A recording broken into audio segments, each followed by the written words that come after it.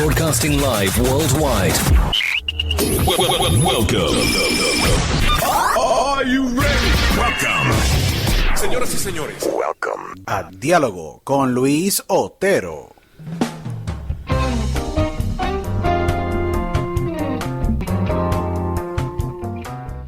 So welcome to a new episode of Dialogo with Luis Otero. This is your host, Luis Otero. Thank you so much to everyone that they're listening. We are over 100,000 listeners worldwide. So we want to say thank you to all of you for taking the time always to listen to us. We want to say thank you so much to all the messages that we've been getting from a new market that they've been listening to us a lot, New Zealand. That's close to Australia. So we want to say thank you to all of you and for taking the time to listen to us. Follow us in all, social media at D Luis Otero. We're over 100,000 followers in Instagram. We're growing to 100,000 plus subscribers in YouTube, and we're in over 27 platforms worldwide. We're in Amazon Music Podcast, and we're in Pandora. We're in iHeartRadio. So we want to say thank you to all of you for always listening to us. And today I'm very excited. I've been waiting so long to have an episode like this. The two great guests that we have today, there are two people that I gotta say I truly respect them. This story that we're gonna talk about in this episode of the Dialogo with Luis Otero is a story that I really find fascinating, important to tell, important for everyone that they are big fans of boxing like myself, but as well in sports, and fans of life, and how life could work in very, very interesting, mysterious ways. Today we have an amazing director and he's making his feature length directorial debut in this amazing documentary, boxing documentary called Suffer for Good. Today I have the amazing Danny Simmons and the amazing main figure of this documentary, Seb Zewdie. Welcome to Dialogo with Luis Otero, guys. It's a great pleasure to have you both. I'm super excited for this episode and for you guys accepting the invitation to be with me today and talk about this amazing documentary, Suffer for Good. It's a true pleasure to have you both. Thank you so much. Yes. So, guys, I am extremely excited about this amazing documentary that you both work together. It's so interesting because, Seb, your story is just very impactful. I just read about it and I said, I gotta tell this. We gotta talk about this because your story is just extremely powerful. We're talking about that. You're from Ethiopia. You're a boxer and you're trying to fulfill the dreams to represent your country in the 1994 Los Angeles Olympics. And these dreams, they were completely shattered by the unfortunate situation that Russia boycotts the LA 1984 Olympics, and you cannot participate and represent your country. Something that really they strip you from your dream. How this happened and how this impacts your life.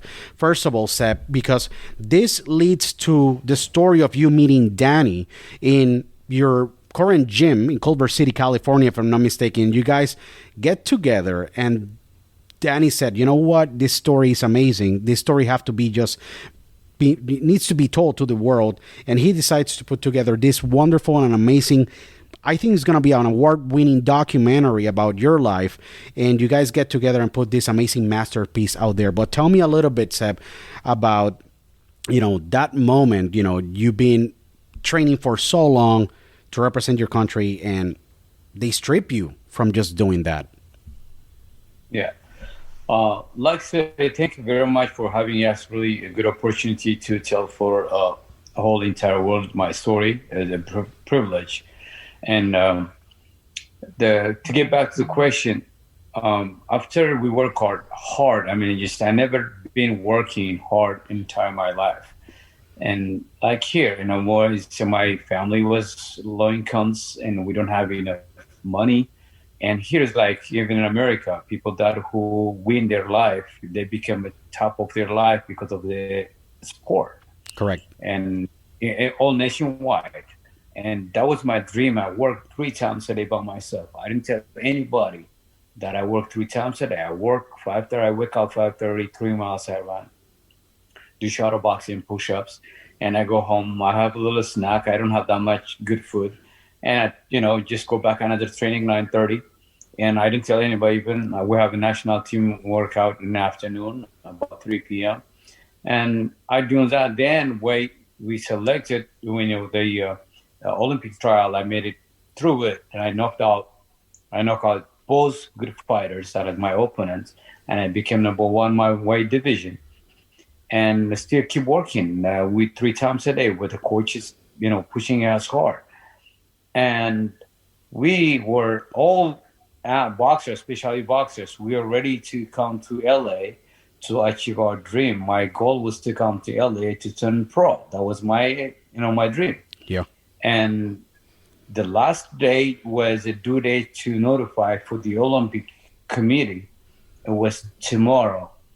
And until then, nobody tell Ethiopia is going to go to LA or not. And that time we have a big, war with the Soviet Union and America. Correct. Soviet Union, he doesn't like to go at the Olympic. They boycott. And America, they want to, they insist us, we give you this, we give you this, come to Olympics. Soviet Union, if you go into Olympic, we're not going to give you any money. So we're in between. And the last day, they told us, you guys should not go into Olympics.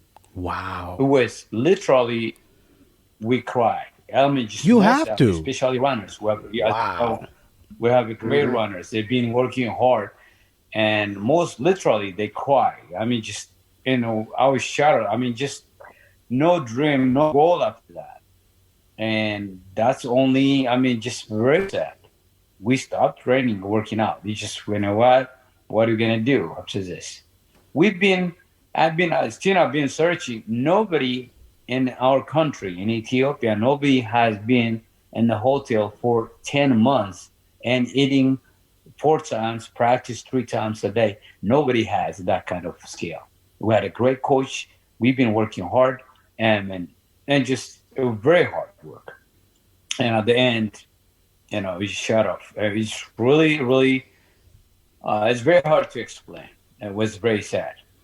And finally, the second question that I want to address, Danny and I, we met at Sony. Danny, he used to work Sony. At the same time, I used to work at Sony Pictures, close employees, the writers and directors. And Danny came to my class, and he worked hard, really hard. And he just, I sweat a lot. I sweat a lot. Yeah. He said, he sweat like crazy. I thought I know how to box. I said, I don't know how to box. I thought I'm a good athlete. I said, no, you're not a good athlete. You don't have the coordination. He was so sad. I said, where are you from? Are you Cuba? No, I'm not from Cuba. Where are you from? He said, I'm from Ethiopia. Oh, I didn't know the Ethiopian, they have a good boxer like you, man. And I said, okay, yeah, I'm a great boxer. And tell me about your story. And I told him about it. Now we have a plan to make a movie, but it didn't work. Tell me about your story. I gave him a little story. You have a very interesting story. Can I come to recording you? I don't mind. I will start it. Yeah, come over. And the next day I was training MMA fighters. He came with a camera to my gym. That's how everything started. He's very scared. That's how everything started. So it's awesome. Yeah. Right? It's pretty funny because, he tells this story, and it was just like, it was in this area where you kind of put the boxing gloves back, and it's, has that kind of musky smell. And I'm like, what? You're telling me there's this doctor, this surgeon that saved your life? He's like, yeah, super nonchalant. Yeah, I stabbed him, some stuff happened, and this doctor saved my life, and here I am here. I'm like, what? Nobody's made a movie on your life.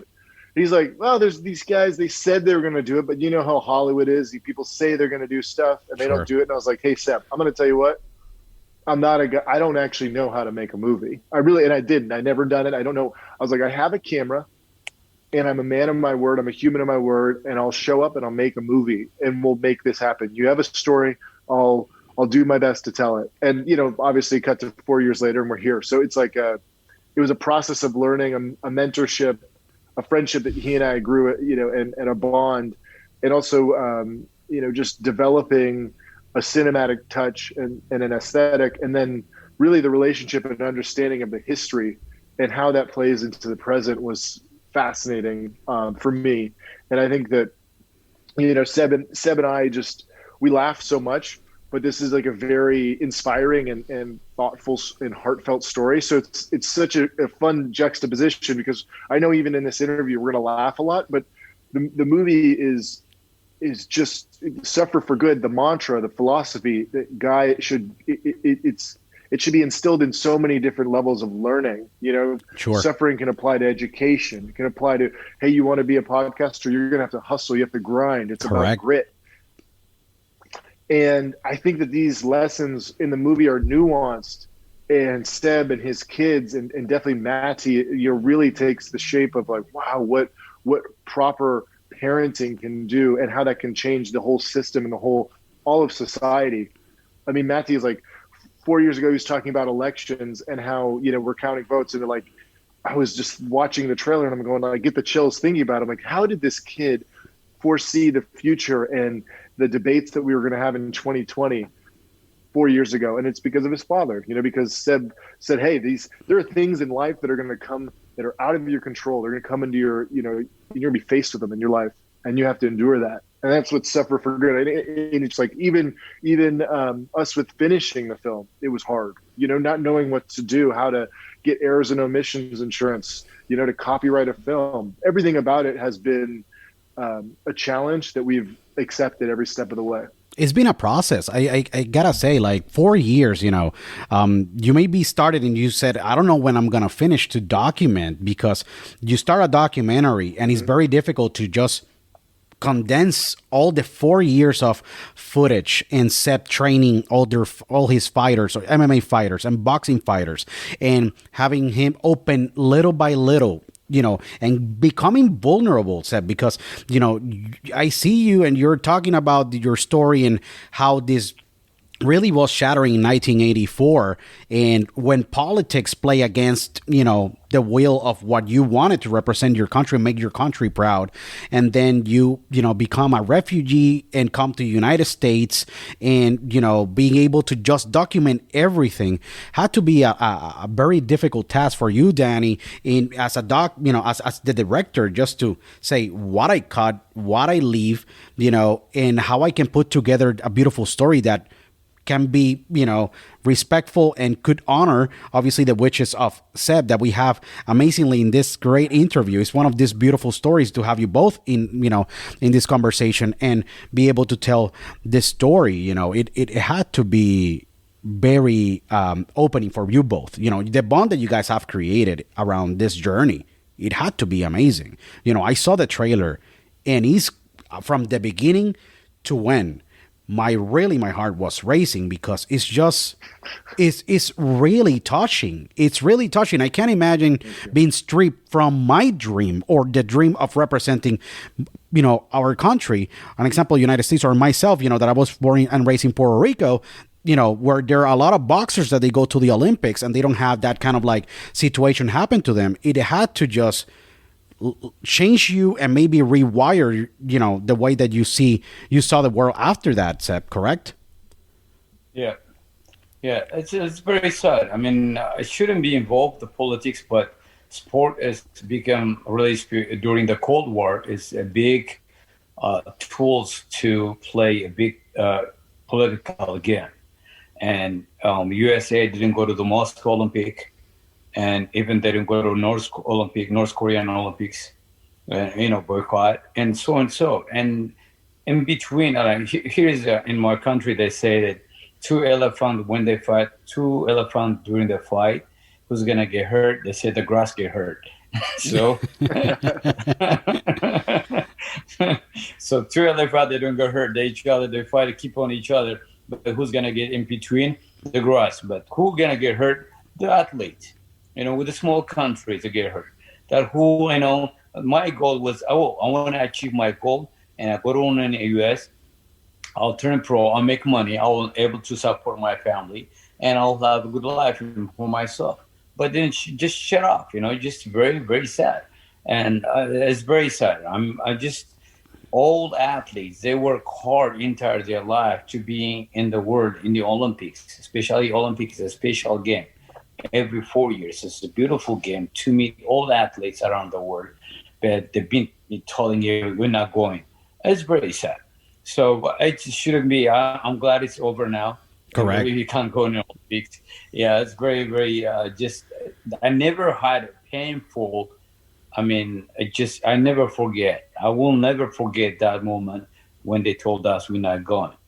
And we used to run on a hill and a mountain. When I see the mountain, even though after I moved in LA, and when I see mountain, I just don't like to see the mountain because I used to run a lot of on the mountain. They took us high elevation. Ethiopia has high elevation. Yeah. And I say, oh, I don't want to see the mountain. I just feel like a backflash. Yeah. That much we work hard to be in an Olympic team.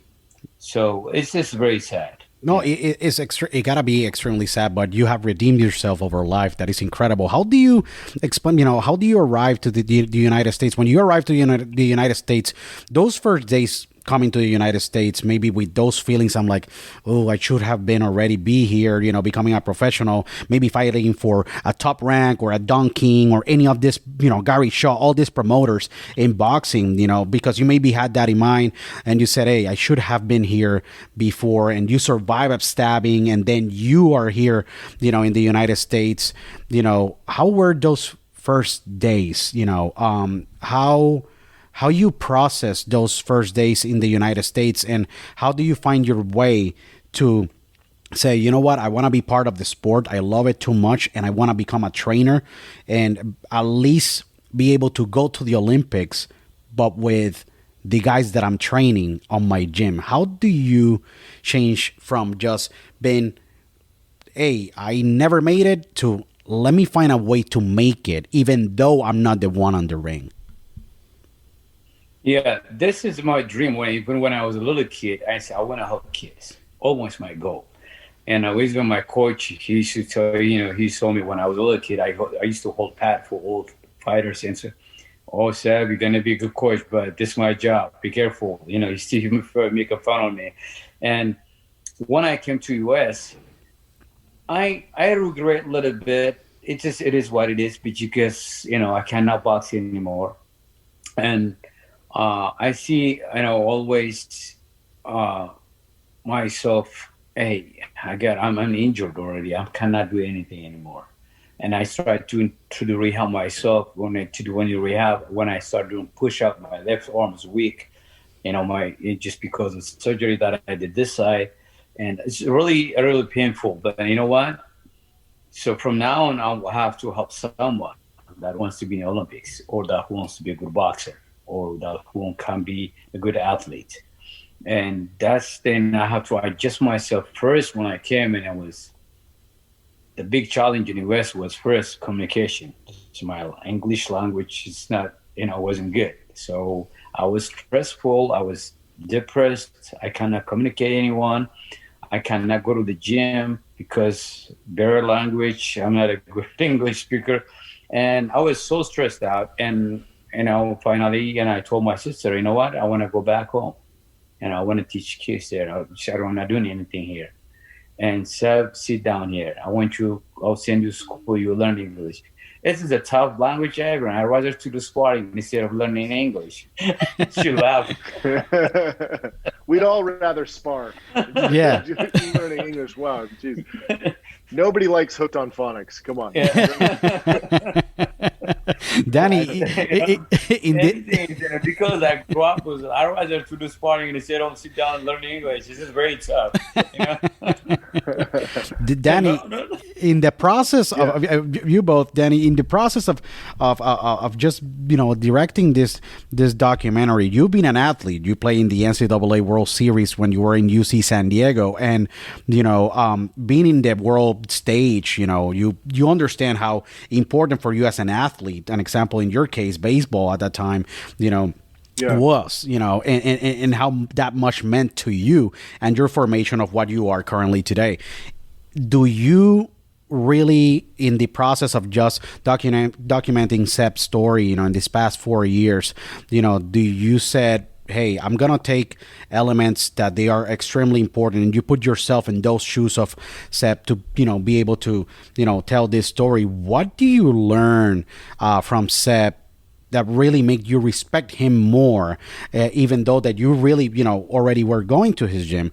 But what do you learn from Seb that really makes him such a unique individual, such a unique coach, such a unique trainer, and you were able to put that together in this documentary?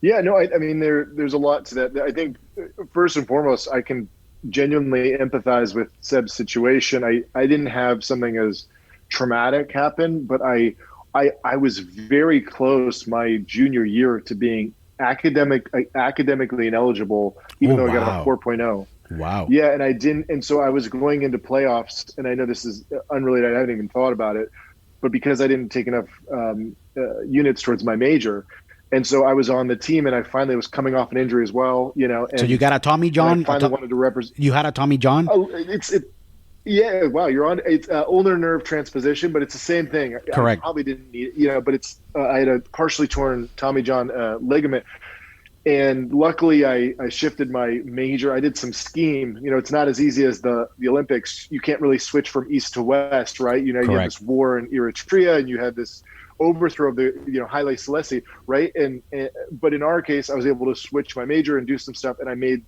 the team, and I ended up getting a win in a championship opportunity, right? But in Seb's case, right, there's this tragedy, training for something and not getting to know if you have it. And I know that I had the privilege to get that opportunity to play at the highest level, and I didn't succeed. You know what I mean? I wanted to go be a major leaguer. It didn't happen. So, but still, I played catch yesterday because I love the game in the same way. Sure. I think Seb is going to continue to coach.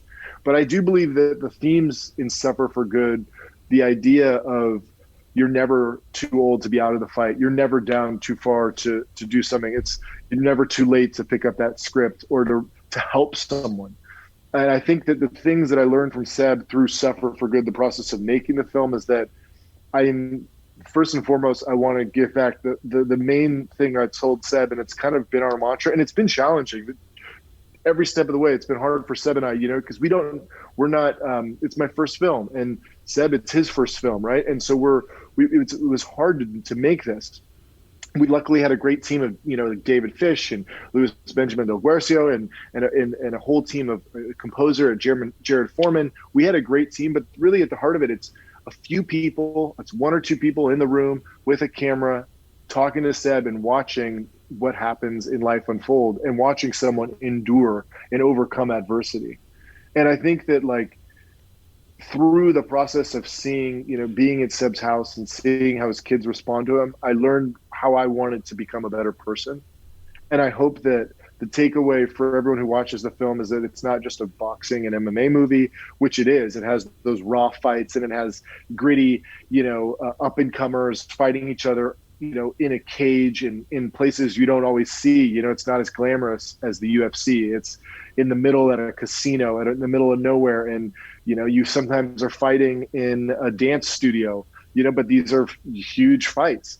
I know that Suffer for Good will resonate with people when we see Seb as kind of a reflection of our souls, and that how can we go through our lives and face our inner demons. And I've done it now, and I feel kind of calm through it. I feel that Seb's mentored me to a place where I'm like, oh, I can go, and like a little butterfly, I'm flying out of the nest. No, correct. It's, definitely. Yeah.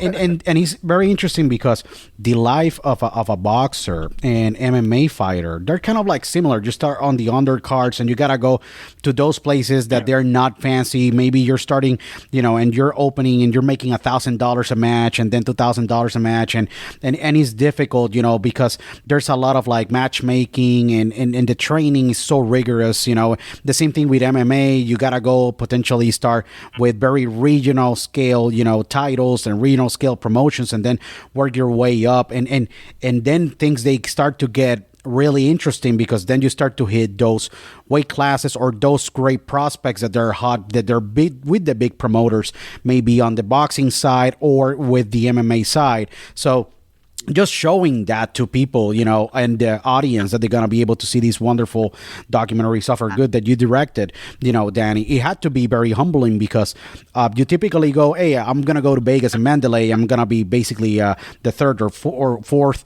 or fifth fight, maybe on a Miguel Cotto and Pacquiao or a Floyd Mayweather and Canelo fight. Yeah. Yes.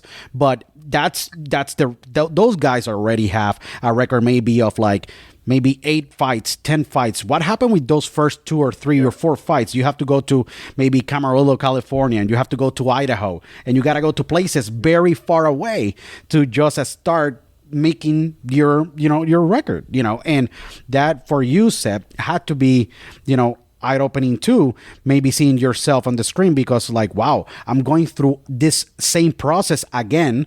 Maybe when I was a boxer, just to go to the Olympics, training for that day, they shattered that dream. So now I'm rebuilding again this dream as a coach, as a trainer, but with guys that they really are trusting my knowledge, and I have to just not live maybe in Ethiopia just through the process there, but you're doing it in the United States. That is a challenging market, because you have so many boxers all the time just coming up.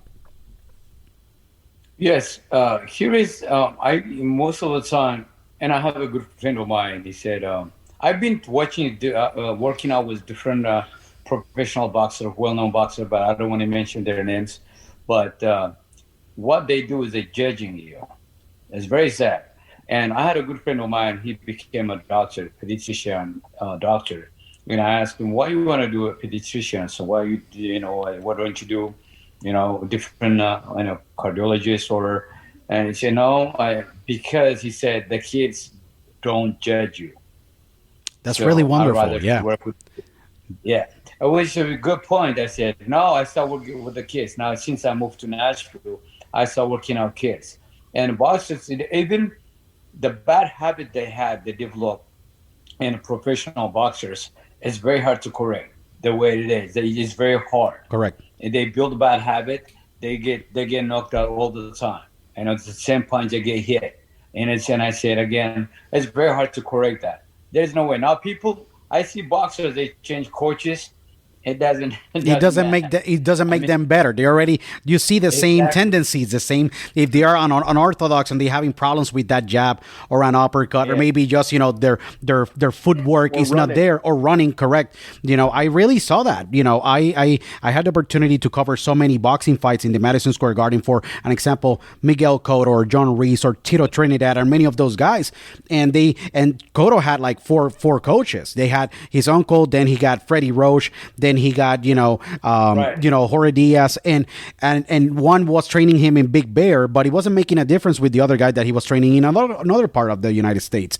And I said, well, at the end of the day, he already have developed himself as a fighter, and they maybe are trying to tweak some things. But when you're in that match and you already have 40 matches or boxing matches under your belt, it's so difficult. You gotta adapt and adjust the way that you can, to just perform at that level. That's very true. Even if they say it back home, they said, if you change the stove, it doesn't make any. You're still a bad cook. It doesn't make change. It doesn't matter. You make with a nice stove or old stove, your food is gonna sit. The pots and pans do not matter. You are not a We can get you a good cast iron skillet, but it will not help. Definitely.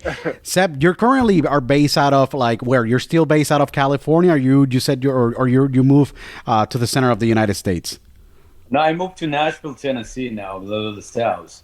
The living cost kind of a little bit tough in California. Also, to raise my kids is not the right place. Sure. And I just my wife and I, we discussed. I think it's the right time to move. LA is getting crowded, and it's very tough to live with the kids. So sure. School district's kind of tough. Sure. He was tired of me showing up at his front doorstep with a camera. Let's be honest, Dad. Let's be honest, Dad. He said, he's like, well, come on, man, give me a warning. What is interesting? So, yeah, what is yeah, interesting? Nashville have a great history, obviously, of boxing. Great boxing matches that they have been, in the Bridgestone Arena, for many years, obviously, and there's a lot of boxers that they do train in the Appalachians, area of Atlanta, that is not far from where you're at. So it's awesome. So you're continuing training and putting that love that you have for the sport currently in your location where you're at now, obviously with your family in Nashville, Tennessee, correct? Yes. Now I'm working with, it's very interesting that I'm working with a Parkinson's patient. I don't know if you heard about this. They discover a boxing workout helps for Parkinson's patient. Awesome. Wow. So, which is and when I was in LA, I had a client, he's a doctor. And he came, and I find you in the Yelp, he have a great review. I want to come and want to train with you. Okay, he came down, he started, I want to come 3 times a week. Oh, okay. Then he started coming 3 times a week, and we became friendly, and what you do for a living? And he said, I'm a doctor. Wow, okay. And he said, what are we going to do boxing? He said, my doctor told me to do boxing. What kind of doctor is that? He said, that's not a good doctor. Yeah, that doctor definitely, he wasn't a cutman at some point in his life. That guy said, like, no way, no. Yeah, because this doctor, my client that I had, he doesn't have no coordination at all. Wow. And when I told him right, he throw left. When I told him right, he throw left. When I moved to the backwards, he go forward. What's wrong with you? What kind of doctor are you? You don't have any? And he said, because my dad is passed away from Alzheimer's, and boxing sport helps me for my brain thinking coordination. That's why it helps me. And he told me they research boxing sport helps for Parkinson's and Alzheimer's. And he started working out boxing with me. And he did almost for a year, 2 times a week. And he went back to check. He improved 100%. His coordination, his speed, and his agility, and he improved 100%. I was surprised. When he came, he doesn't have any clue, no coordination. When I asked him, no coordination at all. Now I'm in Nashville. I work with a Parkinson's patient here, and I help them to work out the boxing and helps them a lot to coordinate their body, the brain work, and the coordination, the legs and the arms now working together. The way they walk is very funny. So the boxing helps them to coordinate their body. Then I help them with the boxing scale. So now I'm learning at the same time about Parkinson's, how bad it is. It's very, very crazy disease. And that makes you just like, it's just change you dramatically, change you 360 degrees, your attitude, the way you talk, the way you eat. It does affect, it doesn't kill you just little by little, killing you your cells and just shrinking your body. And then if you're not working out, it's getting worse. So boxing workout for Parkinson's is just like a pills. You have to do it every daily basis. So I'm working right now with the Parkinson's patient. At the same time, I'm teaching kids, 10 years, 11 years old kids. I started working out with them. That's where I am at right now. That's awesome. So it's interesting because a lot of people, like when I talk about like boxing obviously is one of my favorite sports. I've been covering for many years, and obviously it just really provides you with so much of the reflexes, and it's just a discipline that really can make you very strong mentally, and get you ready for anything, so it's really wonderful that now in this chapter of your life you're just working just to help those kinds of patients with Parkinson's, that unfortunately a lot of boxers they suffer from Parkinson's from all the hits on the head. Unfortunately, Freddie Roach and Muhammad Ali and many of those many other like Wilfredo, Bazooka Gomez, suffer from Parkinson's. So, it's awesome that even boxing can really, help maintain those, those skills, kind of like sharp, and keep you, healthier. So it's really awesome that you're currently doing that, at this point of your life.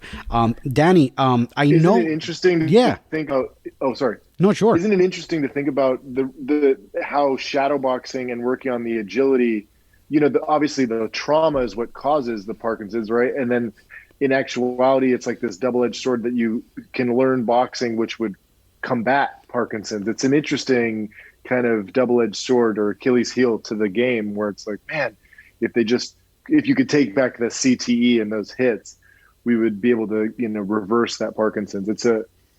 But it's such a beautiful thing. So I just wanted to comment on it, Seb. I agree with you, Luis. No, definitely. It's beautiful to pass that down. It's beautiful, definitely, just to, just be making a difference in people's lives when they have this kind of unfortunate disease. It's incredible. And I really wanted to add, and ask you, Danny. I know that you before. Were part and did some, mini series and video shorts. And so you already, before this, directorial debut, you were just doing, few projects here and there, and you were maybe just waiting for this opportunity to just tell a story like this.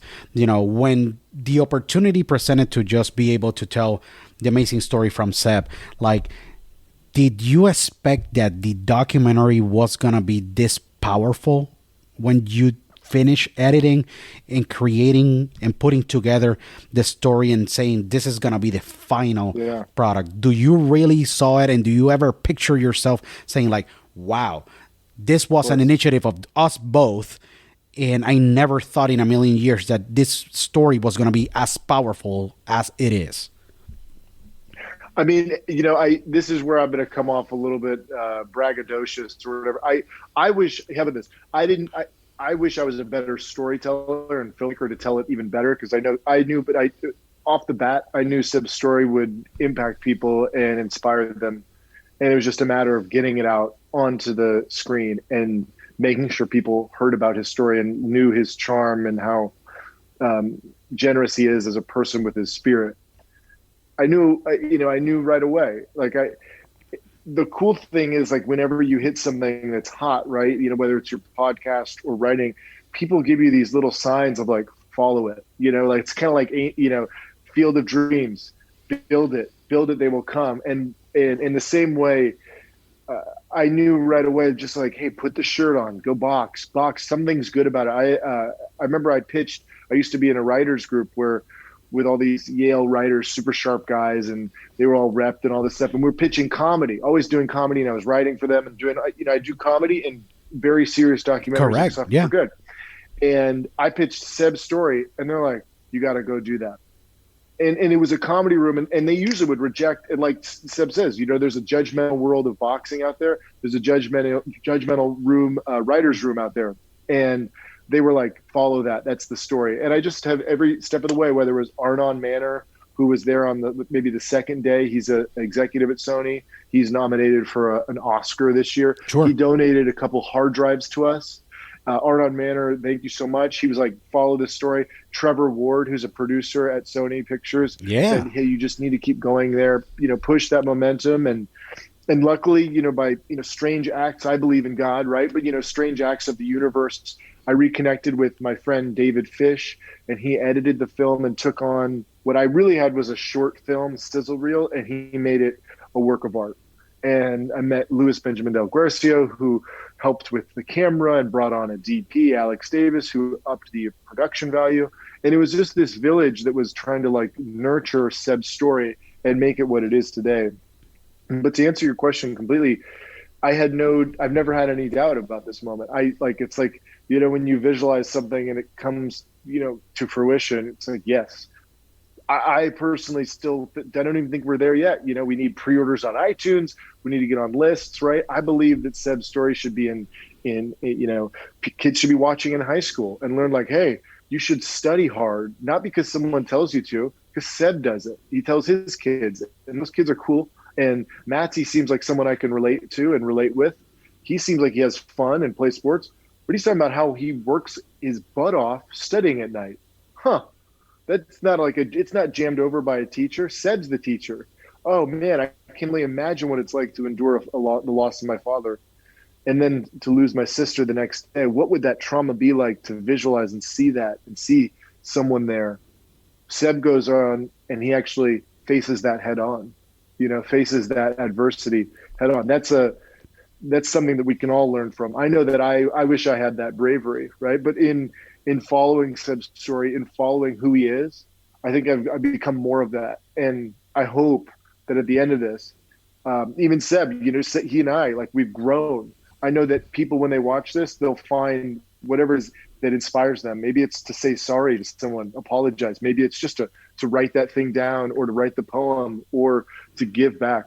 Our film, there's a miracle that happened. Rick Hodes, I don't know if you guys, I wish I could have told it, more cogently, is that Rick Hodes and Seb met in Ethiopia, like crossed paths, freak accident. Seb was injured. And I mean, it's just amazing that we connected them through this film, and to see the role reversal. Seb in LA, Rick's from LA, and he lived his whole life in Addis Ababa. And then they were able to meet through the film. It's just these things that, it gives me chills, right? It's just like, wow, we did it. It's in there. And I believe that if you guys watch it and you just give it a chance, you'll see that there's something really inherently special that a lot of other films just don't have, which this is the spirit to endure. No, and it's amazing because when I saw the cover, and I gotta say this, and it really, it's very emotional. I saw the cover, and I saw you, Seb, in the front of that building, where was that inauguration of 1984.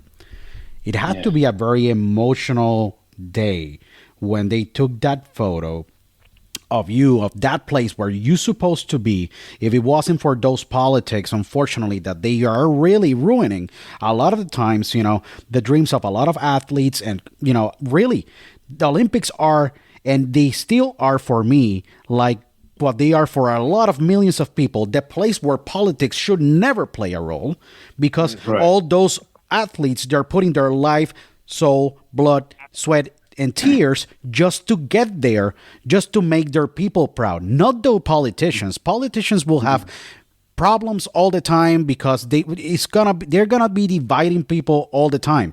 Sports is what really gets people together. It had to be very, very emotional that day. A lot of emotions have to go through because you're just with the colors of your beautiful country and you're just standing in the front of that building. What were the feelings of that day that you felt, when they were taking that photo that became the amazing cover of this amazing documentary? Yeah, when first time when we filming in the arena, Danny asked permission to go inside the Olympics and to film, and I couldn't control, and I didn't tell for Danny until now. I did cry, but. Really very emotional. It's just God, and I said, God, you had a reason. That's why I stopped. That's why I didn't come to LA. If I came to LA Olympic, could be worse. I could be died. I could be, might be different situation. So you have a reason why the Olympic Canada didn't come. Now you have the way. God saw my dream. I want to go to LA and I want to live a good life. And that was my dream place. When I walk into the arena, I was just shocked. And I've been down the arena before for different events, but that day, that moment was just completely different. Wearing the national team jacket and the suit that we wearing, I saved it until now. That's the same jacket that the national team wear for the Olympics that they gave us. I saved that. It was a little more snug than it used to be. No, kidding. No, I'm kidding. Yeah. So I saved it, and I have it in my drawer, and that's my diamond. I see like my gold all the time. It's unforgettable, and that's a big emotional. And I did cry, to be honest, and really an excitement. And I see different with two ways. I see God, he did it for good. And I think I did it. I want to do it for bad, maybe. So I just very exciting at the same time, very emotional to be standing in front of arena to have that picture. It is amazing. And I gotta very, tell very you, you gotta have a lot of meaning, and I'm gonna tell you for what. Because the world will see your story. You are the main character, the main person, the real person that is the main, name in this documentary. And you made it to the Olympics by just being part of just telling your story, and Danny and you putting together this amazing documentary, and you were able to just put this together, this story that the world is going to see. And just to have such a beautiful masterpiece like this documentary that is going to live forever. This is going to live forever. This is what I say about documentaries. I consume documentaries and I watch documentaries, and they always are so impactful because they will never die. Like, they will never die. Those Olympics, yeah, you win a gold medal. How many gold medalists, unfortunately, during the years pass away? A lot of people, they don't know their story. Your story is being told, and it's already, out there. And for everyone that they're listening, all over the world, go to iTunes and pre-order, Suffer for Good.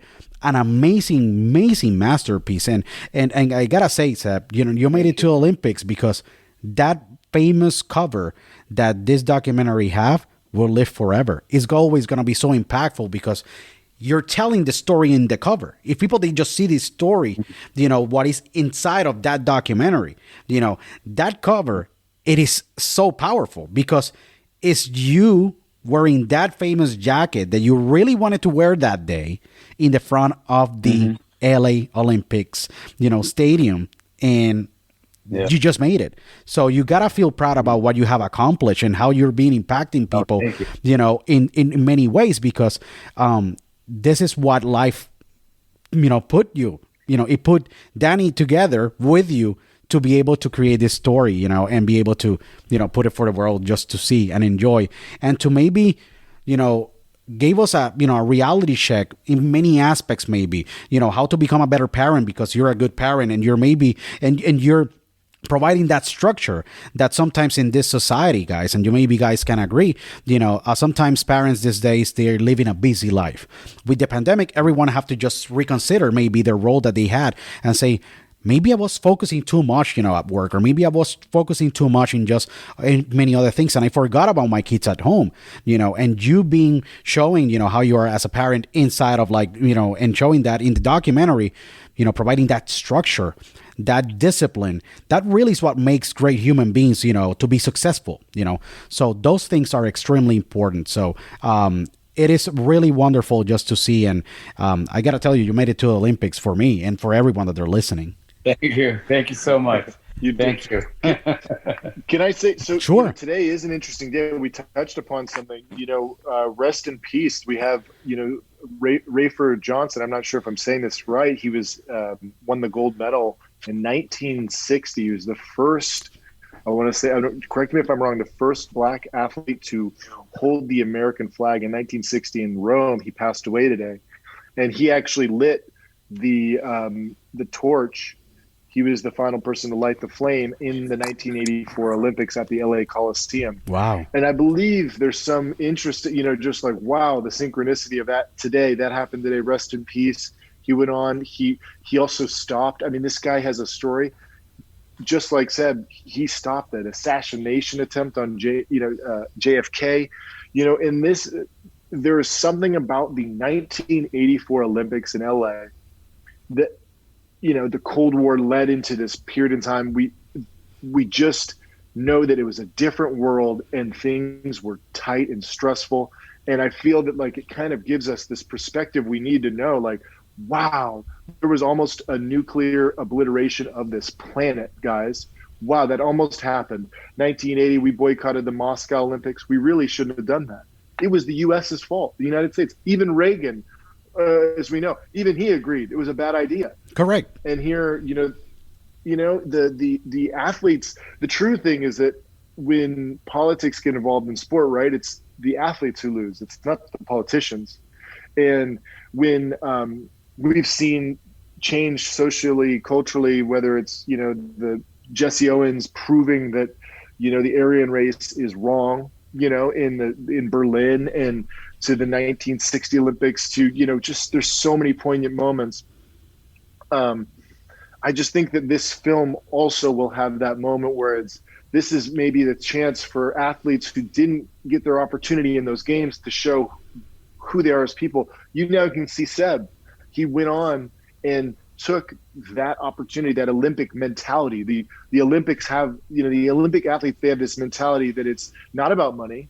It's about something different. It's about the spirit and the will to win and represent your country and be a good citizen of your country. Correct. And that's what Seb is. He's what, like, I think of Ethiopia, like I learned, about Ethiopian coffee through Seb, right? And then you like learn about the history of like, wow, are we all Ethiopian? Like, whoa, oh my gosh, Lucy's there, Artie's there. Some of the oldest humans are from Ethiopia. And then we interviewed this genius Professor Edmund Keller. He has a few lines in there when we're talking about the overthrow of Haile Selassie. And he was there in Addis Ababa with Seb. He's obviously now lives in LA. He's a UCLA professor. And he was talking about the Red Scare, how people would come in and they would, just disappear overnight. And these things are like, wow, it just blows your mind to know what Seb endured just to get to the United States. It is crazy. The Red Scare was happening. There's a fight. There's, all of this adversity, the situation with his father, and then boom, now your dreams are shattered. But at the end of the day, I mean, the great thing about Seb and the reason why he is our protagonist and the reason why everyone's going to fall in love with him and you're going to pre-order this on iTunes is because he's resilient. And those things, I like revere that, that's why that shot, right? We look at that shot and it's that hero shot. It's like, man, that is Seb. He's impervious to anything that comes out of, even a punch. It's like you get hit, you get right back up. And I hope that the audience, they watch this and they're inspired in every aspect of their life. No, it will be definitely very inspiring. It is inspiring. It really inspired me big time. What I've been able to, to see, and I really suggest to everyone to go to iTunes and pre-order it. Suffer for Good with Seb Zewdie. We have Danny Simmons today in the podcast, and it is extremely wonderful. Seb, I know that you are now in a new chapter in your life, but do you ever get that bug to go and at least do one round or maybe 2 rounds with someone on the gym and said, you know what, let me see how sharp my skills are, because obviously you have that in you and that will be with you for your entire life. Do you ever get that boxing bug to go back in a ring and get your first, your 1 to 2 to 3 rounds and just at least do that every quarter just to stay in shape? Yeah, here is the good mentality that I have is this, when I work out, when I run, I feel like I'm fighting. So I push myself to the limit. Still, I think I'm going to fight like always. So always, now I live close to Kansas, and I'm thinking, let's finish this journey first, number 1, part 1. And the first time when we do the screening in LA, after we finished the screen, a couple of people came, when is it going to be part 2? I said, 4.5 years. Yes, 4.5 years. When can we do the next one? I'm like, no, it will be awesome. Yeah. It will be an amazing. It have to be a part 2. I talked to like around 2-3 years ago to the amazing boxer. Story, really wonderful story. Dewey Bozella. Dewey was in prison, and he for a murder that he never commit. For a crime that he never commit. Right. And he was going to be a professional, and he lasted there for years until his case was able to take a look at, and he was set free. And his wish was 1 fight. That's it. And he did the 1 fight, 4 rounds. LA Staples Center, Golden Boy was the promoter, Oscar De La Hoya, and he won by unanimous decision. But he said, this was my dream, 1 fight. That dream that I had, it will be awesome to see you in a ring at least, and you say, you know what? I was able to do it again. Maybe one time, but I know that that will be extremely impactful. And I think that it could be a second part. Who knows? But what I say is this: it will definitely be part of your story. And I can thank you guys enough, for just this. Definitely. I was thinking about 2 days ago. I was thinking about it. You know what? Now there is a Kansas. They have a master division. Always they do every year. Ringside they promote the championships, and all this old boxers they come to ringside. They do every year on summer. They do boxing. All amateur boxers. Right? They have age limit, and they do every year. All these old boxers. They're on Olympic teams. They're Golden Gloves champions all over the world. They come from Australia. They come from Canada. Yeah. Some of them, they come from Europe. They do it every year. I'm thinking to do it about 2 days ago. You should do it. I'm telling you to do it. It will be great. It will be amazing. No, it will be amazing. You maybe can school a couple of those guys, and they will say, "What happened here? I never have seen him, in the circuit." It will be amazing, and I know that it will mean a lot to you because you know what. You never lose those skills, and you stay in shape. You're making a difference, and it will be awesome. I suggest you to do it. You have my full support, and we'll have we'll have you back. We'll have you back we will have you back. We'll have you back in the podcast. It will be extremely awesome. Seb, we just need you to talk to Liu. We need you to convince his wife. That's the most important one. Yeah, without wife's support, definitely, there's no way that we can do anything. Definitely. Danny and Seb, where they can find you in social media, because I really want people as well to stay, up to date with Suffer for Good, with documentary, but where they can find you, Danny, on social media. I don't know, Seb, if you have social media accounts too, but it will be awesome to see if you can share those with the audience, so they can stay up to date with you guys and what you guys are doing. You want to go first? Yeah, my social media. Go ahead, Danny. Oh no, you first. Up to you. Yeah, my social media, my Facebook is my first and last name, Seb, S-E-B, B as in boy, last name Z-E-W-D-I, Zewdie, Seb Zewdie. Then they can find me on Facebook. And also I have a tweet, Seb Boxing, and also I have a Instagram, Suffer for Good. Also I have my Instagram, also Seb Boxing, and they can reach me with a tweet, also Seb Boxing, they can tweet. And I have all those social media. Also, I have Snapchat, Seb Boxing. They can chat me with that too. Wow, you're all over. You're TikTok, everywhere. Seb? Are you on You're TikTok? everywhere. Yeah. He's on the TikTok. He's doing wacky videos. Watch him twerk. I swear to God, if you think he's a good boxer, you see him twerking. No, no, but yes, Seb Boxing with an underscore. Seb Boxing, then underscore, I think, is your main Instagram, right, Seb? Yes. And then you can follow us at Suffer for Good on Facebook or Instagram. And obviously you can follow me at Danny M. Simmons on Instagram. And then my production company is Broken Dove Productions. You can follow us at Broken Dove on Facebook or Broken Dove Productions on Instagram. And we'll keep you posted with everything related to Suffer for Good and all of the other content. We'll be posting some exclusive content, some teasers. And, please do not forget, rate us high. It helps us. The algorithms, you guys know what it is. We're plugging it, iTunes. We need your support. And I appreciate you for bringing us on, Luis. Thank you so much. It's a great pleasure. We're gonna have you guys back. Come true. No, we're gonna have you guys back, and it's really awesome. Go follow Danny and Seb, in all social media. Go and pre-order Suffer for Good on iTunes. You gotta pre-order Suffer for Good. Support this amazing documentary.